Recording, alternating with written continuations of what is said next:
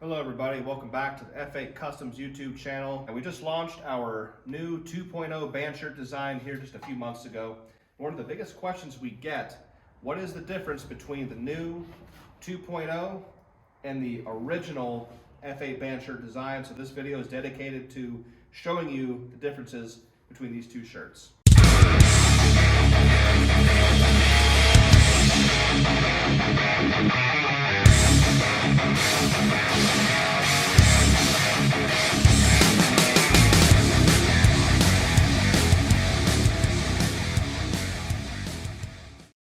Alright, so to kick off the video today, we're going to go ahead and start with the original band shirt design. Athletes have been putting up really big numbers in these OG F8 band shirts for the past few years, and as of right now, by the books, there have been 82 successful 1,000-pound or more benches done in the F8 Customs band shirt.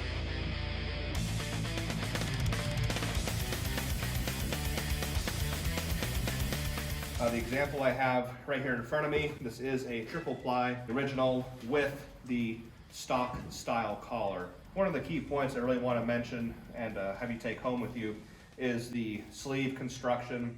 The first thing is the sleeve has 3 rows of wrap. Okay, so we have this triple ply pretty much seated how it would be.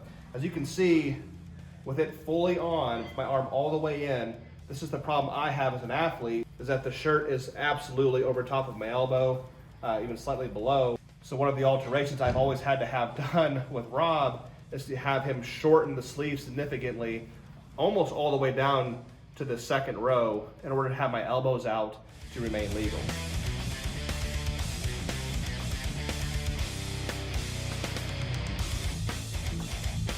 Okay, so now again on the subject of sleeves, we have the 2.0 here, and this one is a 2-ply. This is my personal shirt. Now here we have 2 rows. We have a 3rd row back here, but the connection point is different compared to the OG. Okay, now I'm fully seated in the new 2.0. As you can see, this is completely legal. My elbow is out, the shirt is behind my elbow, and there's a stark contrast difference between what you saw in the original. So here we have the 2 shirts side by side. We have the 2.0. This is the original over here. You can see they both have the 3 rows of wraps, but it's where they're connected to the chest that makes the difference. So if we look, we have 1, 2, 3, 1, 2, 3. The chest on the 2.0 starts on the first row, then followed by 2, 3, whereas the original, we have the chest connected to the second row. So 1, 2, chest, as opposed to chest here on the first row. And it's because of that difference of where the sleeve connects to the chest, where you have the differences in the groove. With the OG, you do have a little bit of play where you can touch with the bar. The 2.0 pretty much has 1 bar path, and we'll talk about that here in a little bit.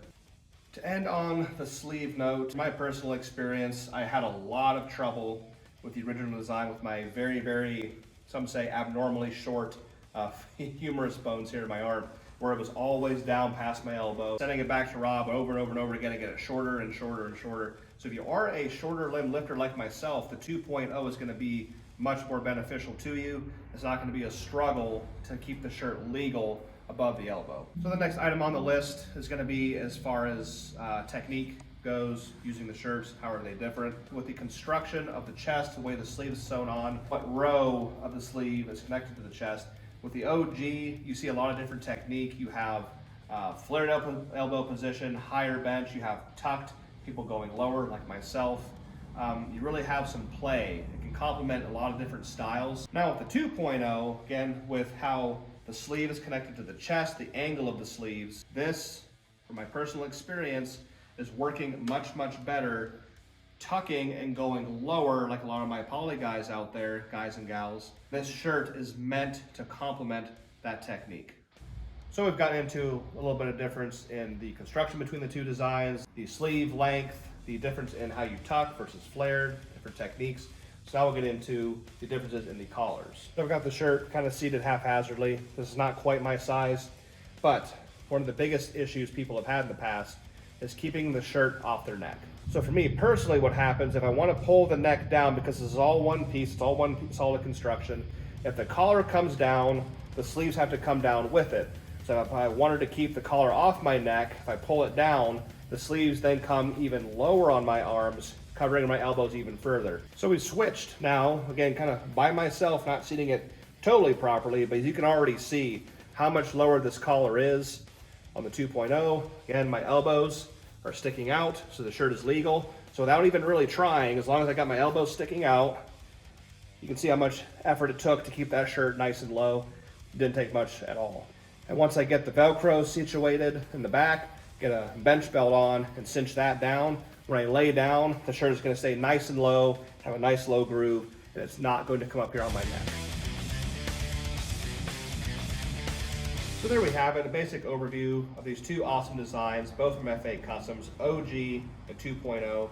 They come in 1, 2, 3, 4 plies or more. If you're of normal stature, normal height, or maybe even a longer limb lifter, the OG is going to be perfect for you. It's going to allow you to use whatever technique you want. If you want to bench flared and go higher, you can do that. If you want to tuck and go lower, you can also do that. For those of you on the other end of the spectrum, like myself, with abnormally short arms or a very short stature, you might find that the 2.0 complements you and your technique a little bit better. Especially for all my big poly benchers out there that like to do the tucking and going really, really low, this shirt will automatically, immediately complement that bench technique. If you are an athlete that has either the OG or the 2.0, or you have both, if you have experience with both designs, we would love to hear what you think about your experience, how the OG compares to the 2.0, what the differences are in the technique. Drop that down in the comments below. And if you don't have either one, hopefully this video helped you decide which one is best for you.